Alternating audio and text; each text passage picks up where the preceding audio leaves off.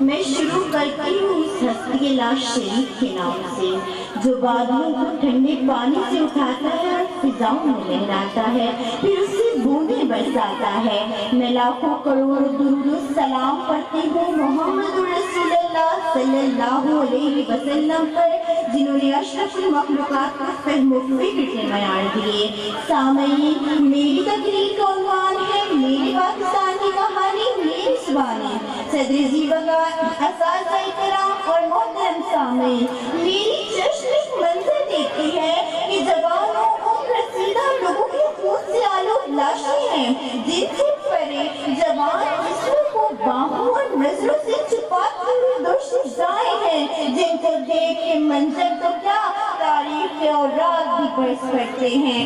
سامعین، میں دیکھتی ہوں یہ کوئی بازار ہے اور اس بازار کی جری دکانوں کے سامنے معصوم بچوں کی کوئی تو بڑی لاشیں دکھنی ہیں۔ سامعین، میں دیکھتی ہوں کہ اس بازار کے عین بس میں ایک روشن مینارہ ہے جہاں خواتین و حضرات کی بھیڑ ہے۔ میں اس انسانیت سوز منظر کے عزم اٹھائے اس مینارے کی جانب بمشکل بڑھتی ہوں جہاں کوئی شعلہ بیاں مقرر یہ کہہ رہا ہے، مبارک ہو اے اہل چمن، مبارک ہو اے اندھیری رات کے معصوم مسافروں، مبارک ہو اے ایک رب کے ماننے والوں، مبارک ہو اے سجدے میں سر رکھ کر اپنی دعائیں قبول کرانے والوں، پاکستان مبارک ہو، پاکستان بن گیا، لا الہ الا اللہ مجسم ہو گیا، اب ہماری قربانیاں قبول ٹھہری، اب ہم دکھائیں گے روکھے گلے برگے پاکستان۔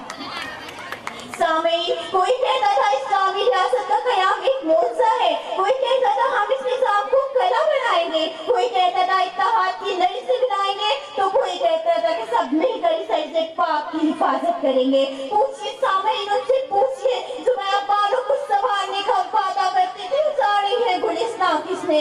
سامعین اکرام، جو ان راغبانوں کو سنوارنے کا وعدہ کرتے تھے وہی لوگ گلستان اجاڑ رہے ہیں۔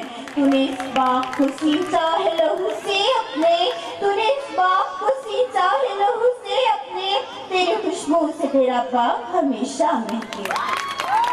معزز سامعین، اس بھیڑ میں ہر چہرہ پر امید تھا، آنکھوں میں خواب اور خواہش تھی، بازوں میں دم اور ہمت تھا، حوصلوں میں عزم تھا، کیونکہ وہ بھیڑ ایک قوم بن چکی تھی، پاکستانی قوم۔ اسی اثنا میں سامعین اکرام، اسی دوران کسی دور چوٹی سے منچلے کی آواز سنائی دیتی ہے، خاموشی کی چادر چاروں جانب سے اسے ڈھانپ دیتی ہے۔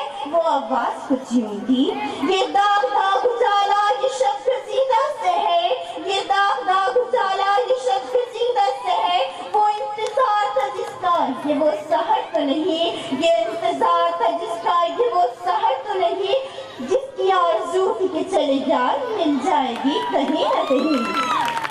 سامعین اکرام، میرے کانوں نے اس منچلے کی آزادی لذت کے دیکھ کو تلاشنا شروع کیا۔ میں پکاری، آزادی تم کہاں ہو؟ میں نے کہا، خون سے نکلی ہوئی آزادی کہاں ہے؟ وہ آزادی جس کے سبب میں نشمہ کو تلاشتی رہی، میں پکارتی رہی، میں پکارتی رہی، میں چلاتی رہی، میں چلاتی رہی، میں شور میں گاتی رہی۔ سامعین اکرام، میں بہت ڈر گئی، اپنی آواز کی بات گشت اور گونج سے میں گھبرائی کہ اس وادی میں تعصب تھا، حوث کی بھاری منہ تھی تو متریلی اٹھائے کندھے، غلامی کی زنجیریں اٹھائی کشتی تھے، لوگوں کی زبانوں پر انسانی اولن تہذیبات کے نعرے نہ تھے، لڑنے کو آستینیں چڑھی تھی، منہ چھیڑ سے بھرے تھے۔ مجھے یقین نہ آیا جناب صدر مہر و مربت نہ تھی، حیا و دیا نہ تھا، بھائی بندی نہ تھی، حرص و حبس عام تھا۔ جب مجھے یقین نہ آیا جناب صدر اتنی گلستان اچھلے، مجھے ان کا حساب ان سے کیا لینا کہ وطن کا ذرہ ذرہ اشوار، وطن کی رگ رگ خون فشاں، وطن کا چپا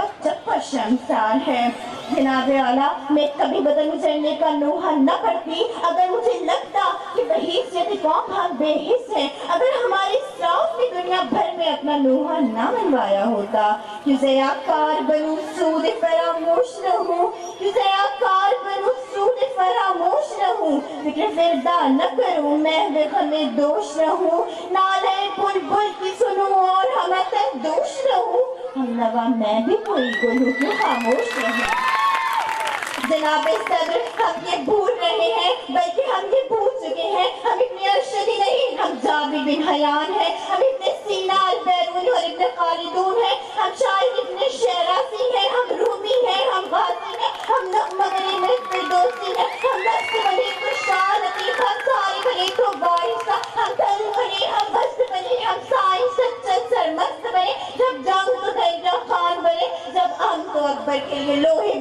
جناب صدر ہم آزاد ہیں لیکن ہماری سوچ غلامی کا شکار ہے۔